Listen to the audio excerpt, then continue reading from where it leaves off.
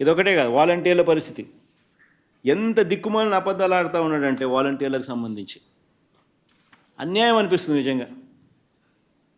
అసలు వాలంటీర్లను అసెంబ్లీలో ఒక ప్రశ్నకు సమాధానం చెబుతూ అసెంబ్లీలో చెప్తాడు, ఆగస్టు 2023 అంటే మా హయాంలోనే ఆగస్టులోనే 2023లోనే వాలంటీర్ వ్యవస్థను మేము తీసేస్తామని చెప్పి. అది ఒకసారి చూపించి, లెటర్ ఉందా? లెటర్ పెట్టండి ఒకసారి. అది అసెంబ్లీలో ఈ లెటర్.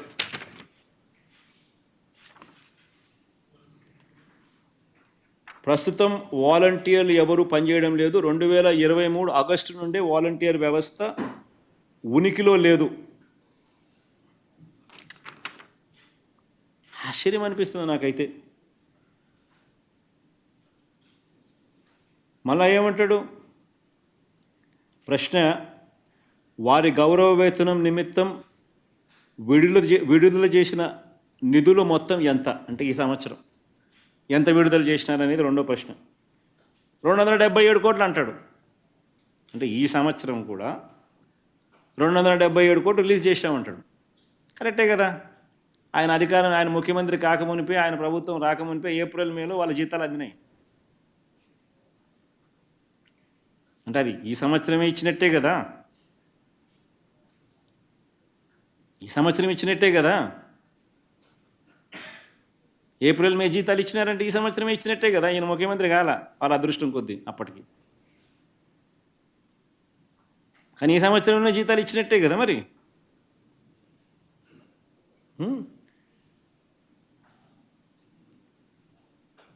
వారి గౌరవ వేతనం పెంచడానికి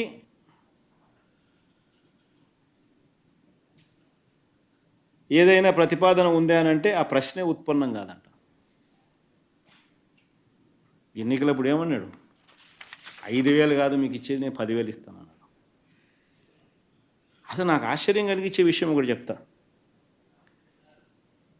వాలంటీర్ వ్యవస్థ జీతభత్యాలకు సంబంధించి మన 5 సంవత్సరాలలో ఎంతెంత ఇచ్చినాము అనేది ఆ టేబుల్ చూపిస్తూ ఉంది. అక్టోబర్ 2 అంటే 2019 అక్టోబర్ నుంచి స్టార్ట్ చేసినామంటే హాఫ్ ఇయర్. మనం వచ్చిన తర్వాత మనం ఏప్రిల్ నుంచి సంవత్సరం స్టార్ట్ అవుతుంది. మనం జూన్లో మన ప్రమాణ స్వీకారం చేసినాం.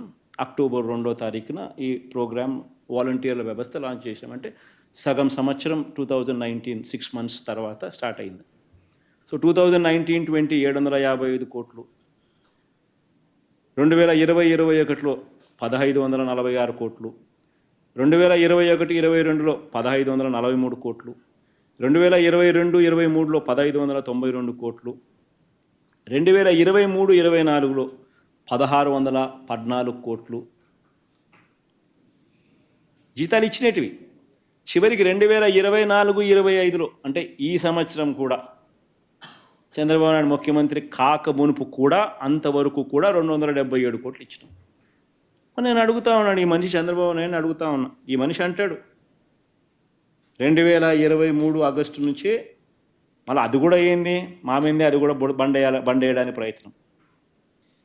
2023 ఆగస్టు నుంచే వాలంటీర్ వ్యవస్థ లేదంటాడు. నేను అడుగుతా ఉన్నా, ఏదైనా కానీ గవర్నమెంట్లో ఏ ప్రభుత్వం అయినా కూడా జీతాలు ఇవ్వాలి అని అంటే బడ్జెట్ అప్రూవల్ లేకుండా ఇవ్వగలుగుతారా? ఎవరికైనా జీతం గవర్నమెంట్లో ఫైనాన్స్ కాంకరెన్స్ లేకుండా ఎవరైనా ఇవ్వగలుగుతారా? ఎవరైనా కూడా హెడ్ ఆఫ్ అకౌంట్ లేకుండా జీతాలు ఇవ్వగలుగుతారా?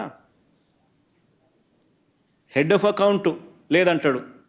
అయ్యా Chandrababu, head of account 2515 major head, 198 minor head, 52 subordinate head, 290 detailed head, 293 object head. ఎన్ని వాలంటీర్లకు సంబంధించి హెడ్ ఆఫ్ అకౌంట్స్ లేవని ఎట్ట చెప్తున్నావు? ఇన్ని సంవత్సరాల నుంచి ఇస్తూ ఉంటే ఈ హెడ్ల కింద major head, minor head, subordinate head, detailed head, object head, ఇన్ని నెంబర్లు పెట్టి ప్రతి సంవత్సరం జీతాలు ఇస్తూ ఉంటే, ఫైనాన్స్ కాంకరెన్స్తో ఇస్తూ ఉంటే బడ్జెట్లో ప్రతిపాదించి ఇస్తూ ఉంటే బడ్జెట్ అప్రూవల్తో ఫైనాన్స్ కంకరెన్స్తో హెడ్ ఆఫ్ అకౌంట్ పెట్టి ఇన్ని సంవత్సరాల నుంచి వీళ్ళకి ఇస్తూ ఉంటే చివరికి వీళ్ళు ముఖ్యమంత్రి అయ్యేదాకా ఇస్తూ ఉన్నా కూడా ఇప్పుడు వీళ్ళు దీన్ని ఎగరగొట్టి ఇన్నిన్ని అబద్ధాలు దుష్ప్రచారం చేయడం ధర్మమేనా అని అడుగుతా ఉన్నా. నోరు తెరిస్తే అబద్ధాలు, నోరు తెరిస్తే మోసం. ఇది చంద్రబాబు నాయుడు గారి పరిపాలన. ఒకవైపున సూపర్ 6లు లేవు, ఒకవైపున సూపర్ 7లు లేవు. ఇవేవి కూడా చేయకపోగా మరోవైపున అన్ని రకాలుగా కూడా రాష్ట్రం వైఫల్యం చెందింది.